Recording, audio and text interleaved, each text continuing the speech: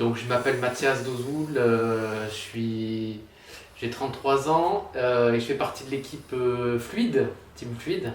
Donc a priori je serai sur le véhicule le jour J. Moi c'est Sébastien, j'ai été en gros le second ingénieur de la caisse à savon de la Team Fluide. Alors, je m'appelle Jeanne, j'ai 33 ans, j'habite à Lyon. Dans l'équipe, en tant que telle, je m'occupe principalement de la déco. C'est un peu moi qui ai la petite touche en plus artistique, on va dire. Moi c'est Rémi, et le rôle de l'équipe c'est un peu l'homme à tout faire, je dirais. Que ce soit aller sur le bon coin ou faire vraiment tout. Multicarte.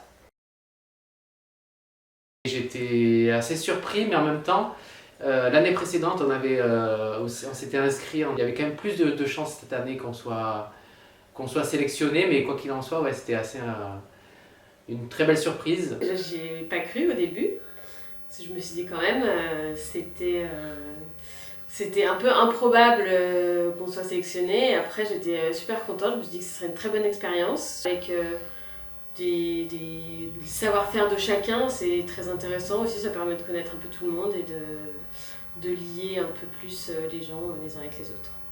C'est Rémi qui a envoyé un message sur le groupe parce que du coup c'est Rémi qui est le capitaine de l'équipe. Moi j'étais au travail et au début j'ai pas tout à fait compris et tout. C'était la deuxième année qu'on s'inscrivait et on espérait être retenu parce qu'on avait un peu amélioré le dossier et donc très content d'avoir été reçu. J'ai passé au moins des heures sur le bon coin à chercher le bon matos pour pas trop cher. J'ai galéré à apprendre tout ce qui fonctionne sur les roues. Tous les roues, les roulements, les rayons, ça, c'était un truc que je ne connaissais que dalle qui a été appris. Sinon tout le reste, ça s'est fait... non, je pense que tout le monde a fait un peu tout en plus. Je sais pas si j'ai eu un rôle particulier, mais je pense que j'aurais tendance à dire que tout le monde a fait un peu tout. Moi j'étais un peu ingénieur, donc au même titre que Rémi. Donc j'étais surtout sur la fabrication du châssis et les difficultés qu'on a pu avoir pendant cette fabrication. J'ai participé à plusieurs créations de A à Z, pas vraiment, je sais pas. Le poulpe qu'on a nommé Baptiste. J'y ai participé, c'est moi qui l'ai modelé au début, donc on pourrait dire que voilà, c'est ma création. Après le reste, ça a été de l'assistance. Le côté technique et mécanique, c'est pas trop mon truc. Après, je suis toujours curieuse d'apprendre et très contente de mettre la main à la pâte. Après, ouais, c'est plutôt le côté artistique, donc chercher un peu comment mettre en valeur le canoë et la caisse à savon, comment justement assembler les différents éléments par rapport aux couleurs, par rapport aux textures, par rapport à l'esthétique, on va dire, et puis essayer de chercher aussi au maximum avec la contrainte de poids, d'essayer de trouver des matériaux et des assemblages les plus légers possibles pour pas que ça fragilise encore plus, ou ça augmente le poids du canoë. On se rejoint souvent pour faire des activités autour de l'eau, canoë, mais beaucoup canyoning. Un peu plus, ouais, une miette plus loin, mais c'est ça, mais vraiment évite de sauter, hein. Limite te laisse tomber, allez.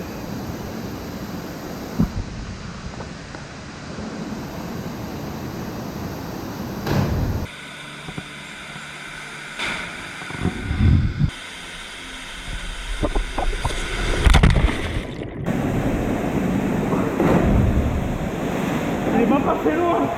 Donc quand on s'est inscrit, on s'est dit qu'on allait continuer dans cet univers. Et le véhicule, on s'est dit le canoë, avec dessus des kayakistes, etc. Ça tournait bien, ça marchait bien. On a repris les feuilles qu'on avait fait il y a 2 ans. Ce qui était cool, c'était de rédiger les petits textes, de refaire les plans et refaire les décos. Au début, on avait fait avec Jeanne aussi, on avait fait les plans sur ChatGPT pour plein de trucs un peu à la con. Mais finalement, ce sont des dessins qui étaient sélectionnés, donc comme quoi. C'est la deuxième année où on s'inscrivait au Red Bull Caisse à Savon. On a dû constituer un dossier dans lequel on faisait déjà quelques schémas et on essayait d'imaginer comment la caisse à savon allait être construite. Sauf que en fait c'est hyper abstrait et on s'imagine pas à quel point quand t'es sélectionné va falloir rentrer plus dans le détail et ce que t'as imaginé sur le papier ou au final t'as envoyé 3 papiers en essayant quand même d'imaginer le truc, et bah quand tu te retrouves devant, déjà il y a 100% des choses que t'as écrites sur le papier qui fonctionnent pas et donc bah, tu repars un peu à zéro et tu retrouves de nouvelles idées quoi. Dans un premier temps, on s'est tous rencontrés parce que tous les membres de l'équipe ne sont pas dans le même lieu géographique, on va dire. Donc ça a été un premier point de tous se rencontrer pour déjà débattre de comment trouver les éléments principaux de la caisse à savon, c'est-à-dire la structure, châssis, roue et direction, puis le canoë qui était en gros l'idée principale et le porteur de toute notre idée de base de la caisse à savon. Et puis ensuite c'était vraiment de trouver un lieu commun et avec un lieu d'espace, avec de l'espace suffisant pour pouvoir entreposer et tester tout le processus de montage de la caisse à savon et planifier tous nos rendez-vous ensemble, tous les 4, en tout cas le maximum qu'on puisse faire pour qu'on se rejoigne tous les 4 pour permettre au projet d'avancer comme il convient. Alors au début on s'est dit qu'il fallait trouver une base, surtout pour la direction par exemple, ou des éléments qui seraient un peu difficiles à créer de toutes pièces. Pour les premières idées, on s'est un peu tous rassemblés pour savoir qu'est-ce qu'on allait choisir comme base de châssis, ce qu'on avait à commander, même pour les décos, essayer de trouver un canoë qui nous convienne dans les poids acceptables. Et après, rassembler toutes les pièces qu'on a trouvées pour le premier rendez-vous et pour essayer de construire la caisse. En fait, on est parti d'une tondeuse, tracteur-tondeuse qu'on a. Au début, on s'est dit on va garder le train avant et puis petit à petit, il a été tellement réduit. On a gardé un micro de partie, on ne reconnaît plus la tondeuse maintenant. Mais voilà, il reste les 2 roues à l'avant et la direction. Et au final, en succession, on a pris une échelle qui fait office de châssis et qui le rallonge, qui fait un effet très long. Ça a été une très belle solution technique au final.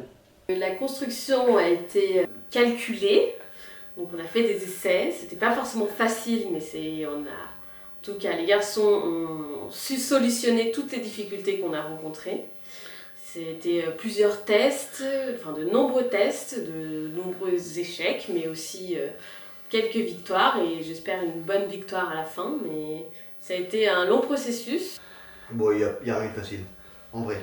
En théorie, tout est facile, en pratique, il n'y a rien qui correspond. Donc, je pense que la caisse savon, elle a dû avoir 20 états différents. On est revenu sur. Il n'y a rien qui est allé. On a eu 4 châssis différents, on a eu 3 essieux arrière différents. En plus, avec du matos de récup, on est tout le temps en train de chercher 2 heures un bout de rondelle ou un bout de vis. On est tout le temps en manque de quincaillerie. Puis, il n'y a jamais rien qui va. Donc il y a toujours des trucs à la con, il nous manque 1 millimètre, il nous manque 1 centimètre, il nous manque...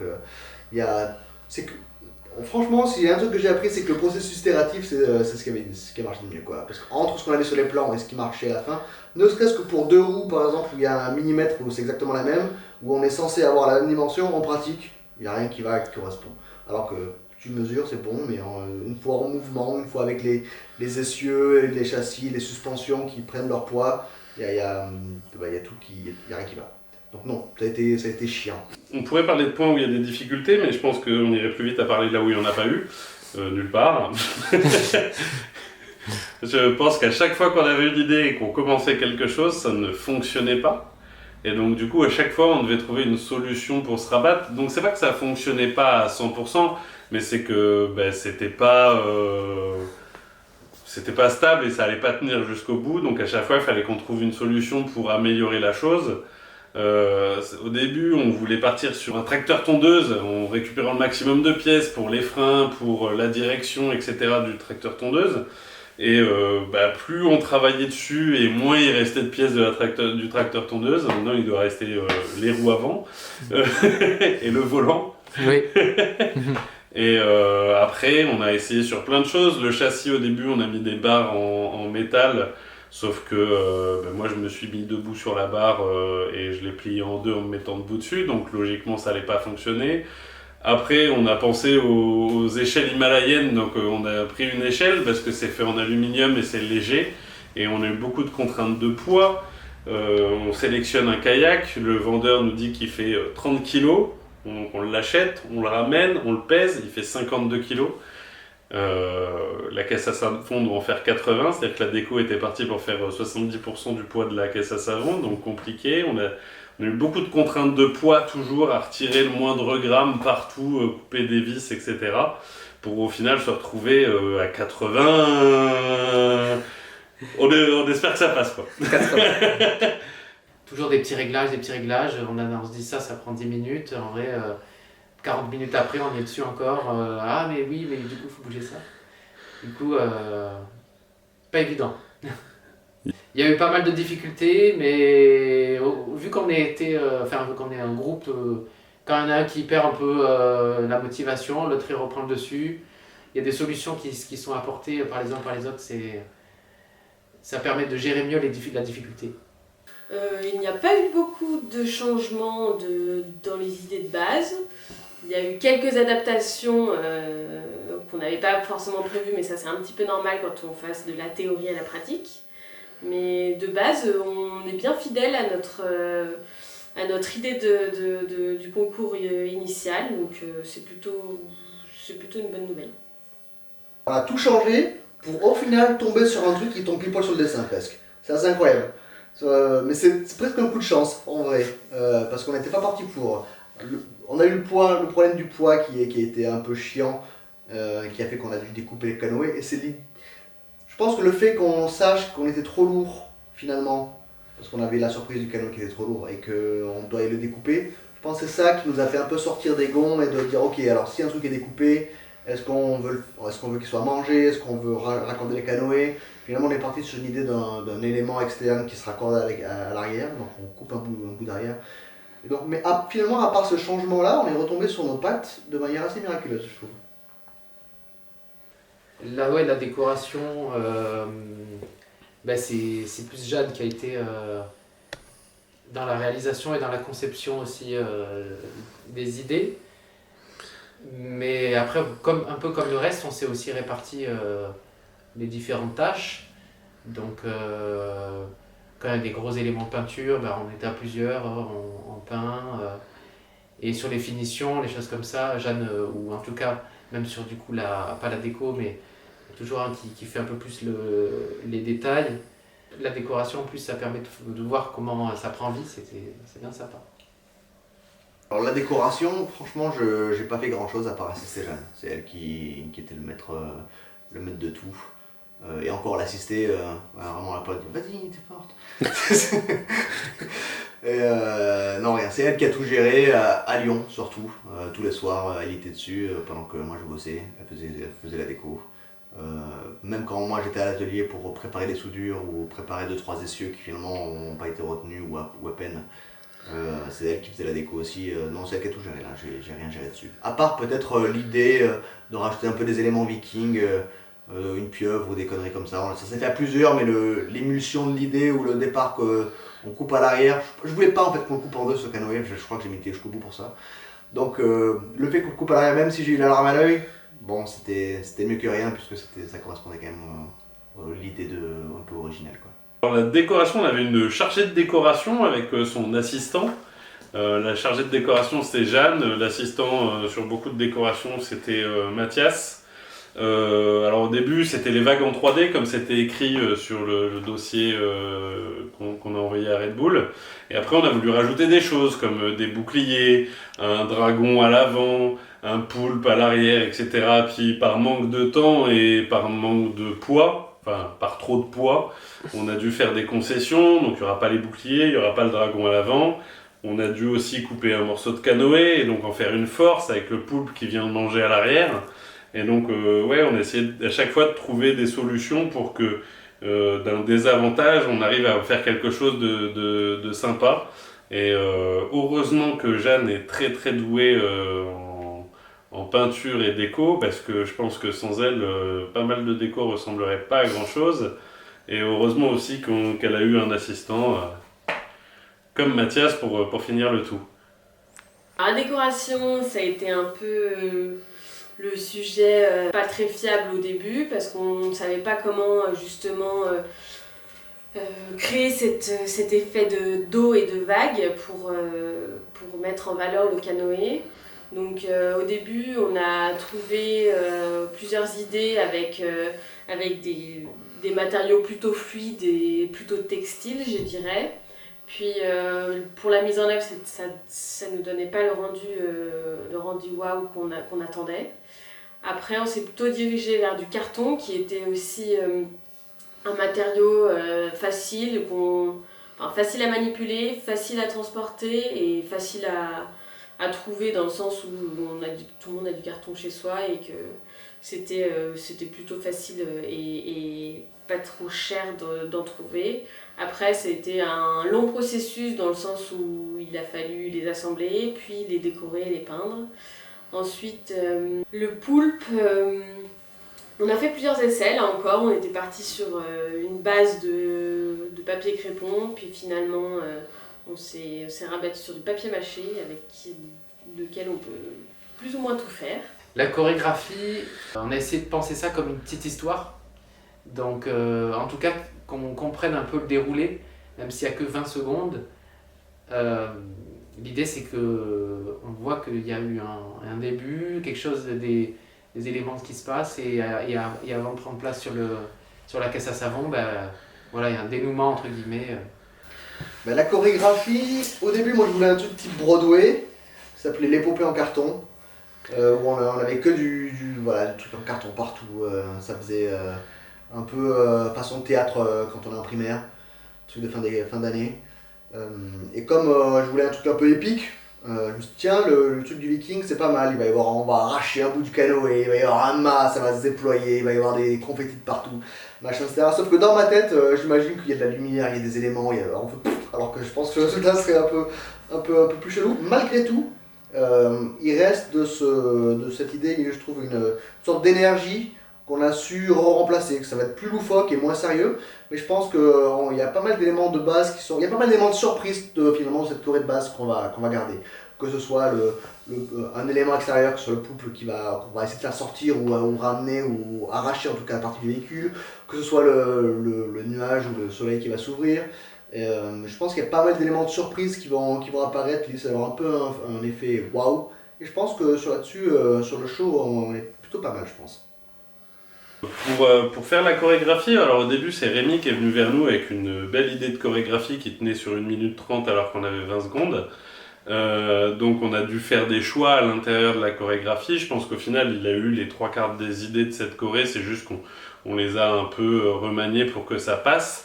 On est très très sur le reveal, on veut qu'il y ait un peu des effets waouh et des choses que les gens ne s'attendent pas, donc on a mis 2-3 reveals à l'intérieur de la choré, donc sans que ça soit vraiment une danse compliquée qu'il y aura, c'est vraiment une choré où on espère captiver les gens, pas par notre qualité de danseur, mais par nos qualités de chorégraphe. Voilà. Du moment qu'il y a un beau spectacle et quand même une bonne coordination entre les quatre équipiers, je pense qu'on va gérer plutôt bien ce moment-là. Après, c'est quelque chose de rapide. On a bien, je pense, trouvé en tout cas des bonnes directives pour la musique qui nous mettra au moins dans l'ambiance. Et niveau résultat final, je pense qu'on va bien s'en sortir avec une petite touche d'humour et un bon effet spectaculaire, je dirais.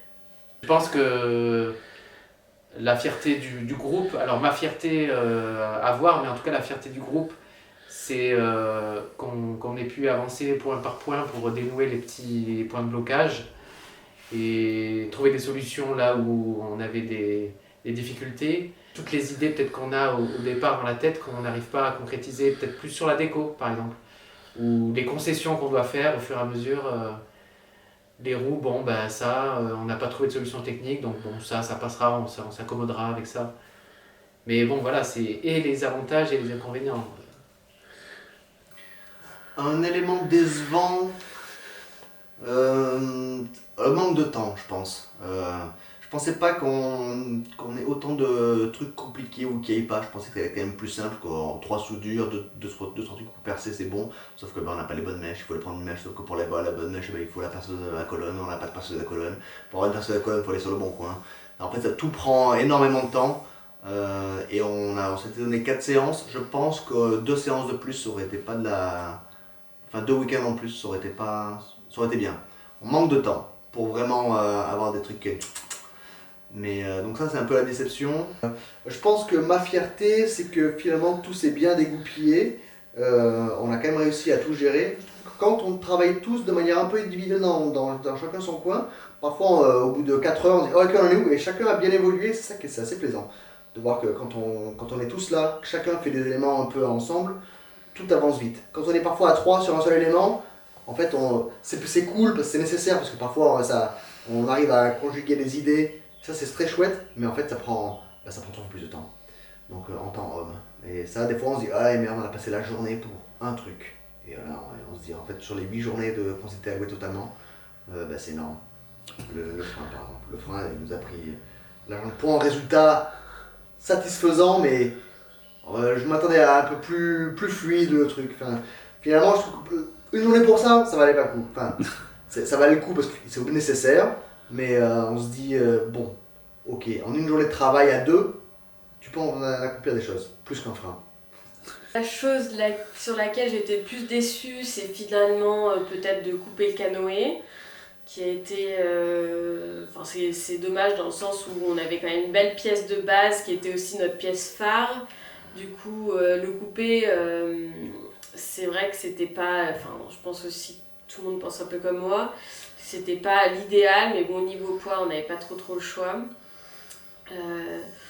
Sinon, peut-être aussi le fait qu'on manque un poil de temps, je pense qu'un week-end de plus, ça n'aurait pas fait de mal. Après, sinon, le côté le plus plaisant, c'est de voir qu'on s'est bien débrouillé, qu'on a bien travaillé tous en équipe, que chacun a eu, en tout cas, son moment, ses petites touches à apporter au projet. C'était bien ficelé. Je trouve qu'on s'est bien débrouillé, bien entendu, et qu'on a su se rendre en tout cas disponible, et on a tous, en tout cas on s'est tous démenés pour bien faire avancer le projet, et j'en suis très contente et très fière. Alors, nous, on ne s'est pas inscrit pour perdre. On n'a pas trop l'esprit Coubertin à la base, même si j'aime beaucoup ce monsieur. Je dirais que je pense qu'on peut finir la course, ça c'est sûr. Après, on ne sait jamais ce qui peut se passer sur place. On a fait des tests en sautant, on a fait des tests avec des virages. Pour le moment, la caisse à savon a résisté, mais est-ce que justement en faisant ces tests, on ne l'a pas fragilisé pour que le jour J elle casse? On ne peut pas le savoir. Donc, franchement, je dirais nos chances de finir à 90%, mais on ne sait jamais ce qui peut se passer. Et ma hantise, ça serait de faire 10 mètres et qu'elle ne fonctionne plus, pour on ne sait pas quelle raison. Et nos capacités de gagner, je pense qu'on a beaucoup de points forts sur la déco, sur la Corée, et que si notre course est bonne, on peut gagner. Maintenant, il y a beaucoup de concurrents, et comme chaque année, il y en a qui sont à mon avis très forts, et si on gagne, ça serait un petit miracle qu'on se sera donné les moyens. Est-ce qu'on a des chances de gagner ou de finir cette course déjà, Ça dépend vraiment du terrain, comment vont s'enchaîner les modules, je pense. Parce que notre caisse à savon est un peu relevée du coup pour l'instant, en tout cas sur les roues arrière. Donc un déséquilibre peut se créer. Puis il y a vachement longs, je pense qu'on va faire partie des caisses à savon qui sont vraiment très longues. Donc est-ce que ça peut nous porter préjudice? Je ne sais pas, mais je pense quand même qu'on va finir la course. et on va tout faire pour arracher le meilleur temps, quoi. Alors, finir la course, oui, clairement. Enfin, je pense que la caisse avant, elle est stable, elle est fiable. Il y a toujours un problème de roues arrière qui sont un peu chelous. Mais le jump, elle le prend sans problème. Par rapport au matos qu'on a, 3 barres de fer et 2 suspensions récupérées à 10 euros, je trouve que le travail est magnifique. Pour un travail fait maison, sur une échelle, en n'oublions pas. Et par rapport aux contraintes de poids, parce qu'on avait quand même une énorme contrainte de poids, on n'aurait pas eu le canoë, ça aurait été juste de la déco par-dessus. On faisait un truc en béton massif, quoi. Ça restait à tout.